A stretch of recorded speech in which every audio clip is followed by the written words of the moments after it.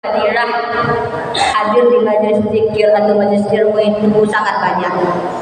Disebutkan dalam kitab Hidayatus Salikin itu fadilah daripada hadir di majelis zikir itu ada 35. Salah satu di antaranya itu adalah mengampunkan segala dosa kita yang menghadiri majelis zikir.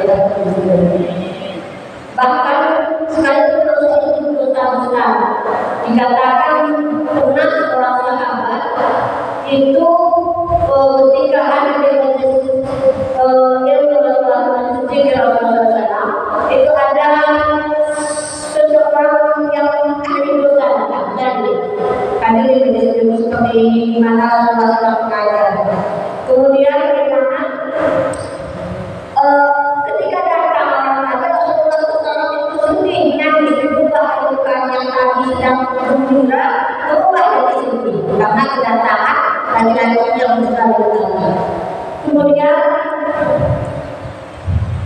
para sahabat memberikan diri ya Rasulullah apa terang ketika laki-laki Israel keluar, ketika laki-laki seorang tadi datang Rasulullah nangis datang, ketika keluar malah bergembira. Jadi seolah-olah orang ini dibenci datang dari terdekat kemudian akan bergembira. Maka Rasulullah SAW menjawab, sesungguhnya saya melihat apa yang tidak kamu lihat. Karena Rasulullah SAW itu kan kasar ya, ulama saja kasar. Karena dikatakan orang yang mengamalkan ilmunya buah daripada amalan yang bisa kasar.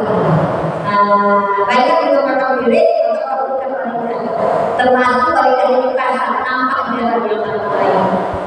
Maka Rasulullah tadi nangis karena dia sudah berkata datang orang tadi nangis pergi ya apa orang itu bergembira. Ditanya sahabat maka Rasulullah menjawab, sesungguhnya saya menangis lagi melihatnya dalam menanggung dosa di atas kita yang begitu berat sehingga saya nampak itu. Saking beratnya dosa yang dilakukan. Tapi ketika dia keluar dari majelis ilmu ini, saya melihat dia dosanya sudah berkurang.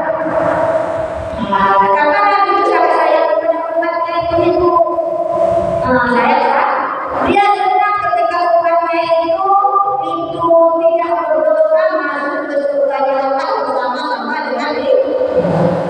Maka kita berharap mudah-mudahan kita yang berada di majelis ilmu ini khususnya jamaah pengajian dan musyawarah Allah bukan dosa kita, Allah bukan kita bersama Rasulullah SAW di surga.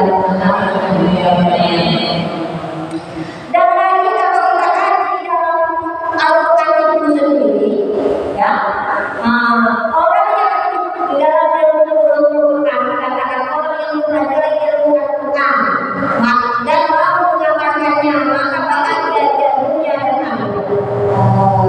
Dunia dan akhirat. Kenapa? Karena di dalam Al-Quran sendiri sebagai ilmu. Kedengar?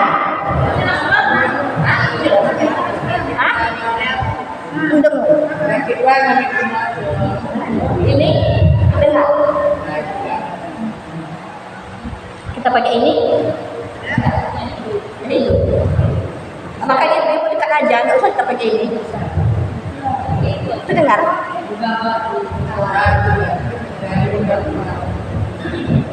Itu dengar. Kenapa? Karena siapa yang mengamalkan ilmu agama ini, Al-Quran itu, maka dia bahagia dunia dan akhirat. Kenapa? Karena amalan itu ada buahnya ibu-ibu. Buahnya ada. Di dunia ini saja ada buahnya amalan kita. Ibu suka sholat duha, maka mudah rezekinya, baca surah Waqiah, baca surah Al-Mulk, maka orang yang memakan surah Al-Mulk, jasadnya tidak dimakan urat ibu-ibu. Itu hadis Nabi, selamat dia daripada ajab kubur. Maka amalkan itu surah Al-Mulk. Siapa membaca surah Al-Kahfi, selamat dia daripada dajjal nanti ibu-ibu. Dosanya diampunkan dari seminggu yang lalu. Maka kita amalkanlah setelah setiap Jumat itu surah Kahfi. Baca Yasin itu juga. Baca surah Ar-Rahman, baca surah At-Taghafur, surah Al-Hafir. Dikatakan dalam kitab Hidayatus Salikin surat Al-Kafir saja ibu-ibu, itu kalau kita baca di malam Jumat, ya kan? Maka bagaimana? Maka Allah bangunkan rumah di surga. Nggak mungkin rumah ada orangnya nggak ada, ya kan? Nah, bagaimana Bilal bin Rabah ibu-ibu? Nampak Rasulullah sandalnya di surga. Ini mengatakan menjamin Allah menjamin Bilal bin Rabah itu masuk surga. Maka dikatakan dalam kitab Majalis Susaniyah juga, siapa yang membaca surah Al-Ikhlas 10 kali dalam sehari, maka nanti dia di akhirat dibuatkan juga istana baginya itu. Nggak mungkin ada istana kalau nggak ada pengisinya. Artinya orang ini juga akan masuk surga, orang baca surah Al-Ikhlas 10 kali kita baca. Tidak dibuatkan sama kita istana. Siapa